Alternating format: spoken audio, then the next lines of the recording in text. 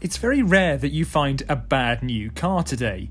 With product testing being as rigorous as it is, let alone modern safety standards, the chance of coming across a crap car are pretty slim.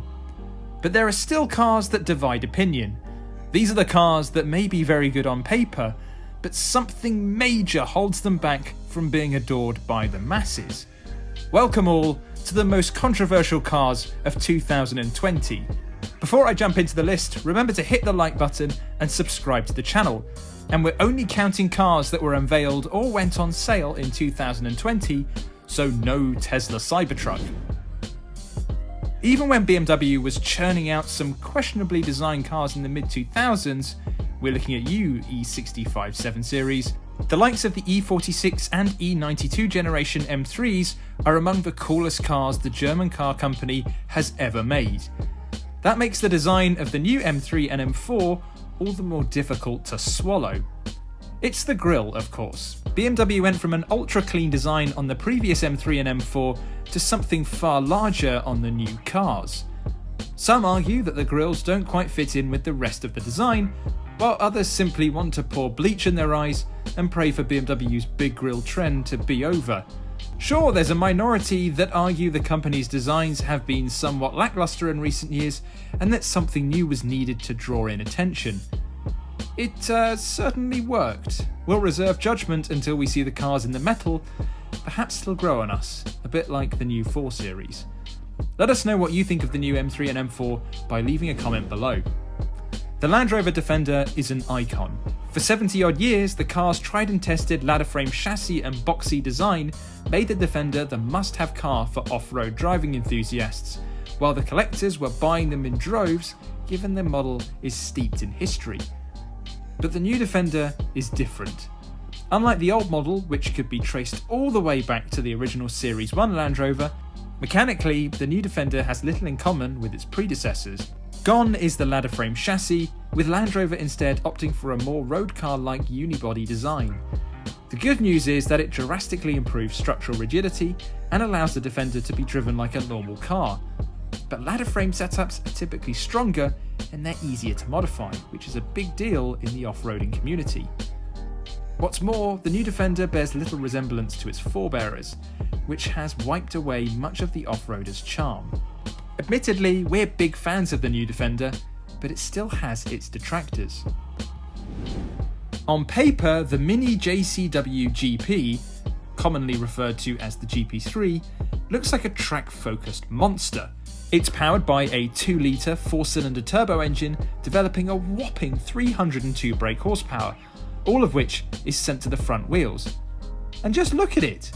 The GP3 has carbon fibre fins around the front and rear wheel arches, along with a chunky rear wing.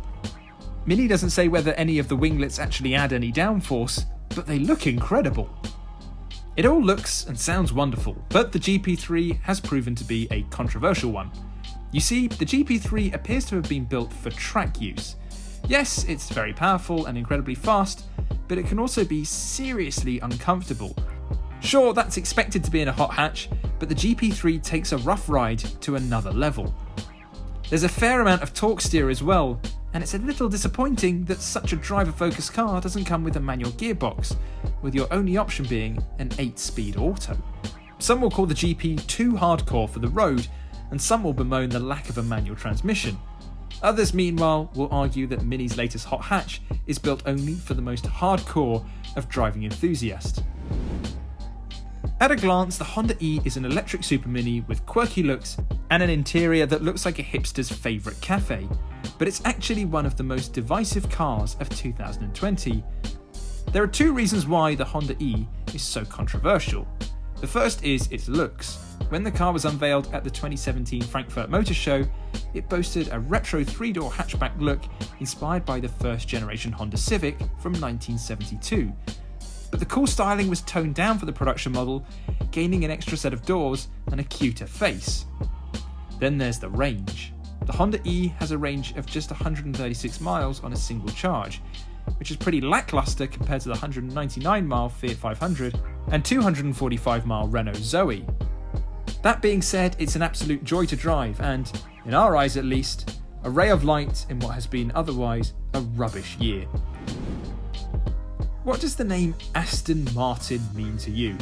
A sports car maker favoured by Britain's most famous spy? Not a title a secret agent would want, really. Or the company that makes the ludicrously fast V12 engine Valkyrie hypercar? Whatever way you cut it, the company has always favoured low-slung sports cars and Grand Tourers, making its new for 2020 DBX a tough pill to swallow. On the surface, the DBX certainly embraces the Aston Martin design philosophy. The large grille, for instance, is unmistakably Aston, and the small spoiler sculpted into the boot lid also serves as a nod to the Vantage sports car. The cabin is just as luxurious as you would expect too, with pretty much every surface covered in the finest leather. The motor is very Aston because it comes from Mercedes. The AMG sourced twin-turbo V8 is the same you'll find in the Vantage and churns out 542 brake horsepower, which is sent to all four wheels, and yes, the DBX can be used as an off-roader. While Aston Martin isn't known for its SUVs, and to some the DBX is sacrilegious, it could play a crucial part in keeping the company afloat.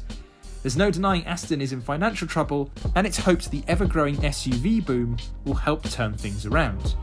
Have we missed anything on our list? Leave us a comment down below, and don't forget, if you're after more car news and reviews, simply head over to YesAuto.com.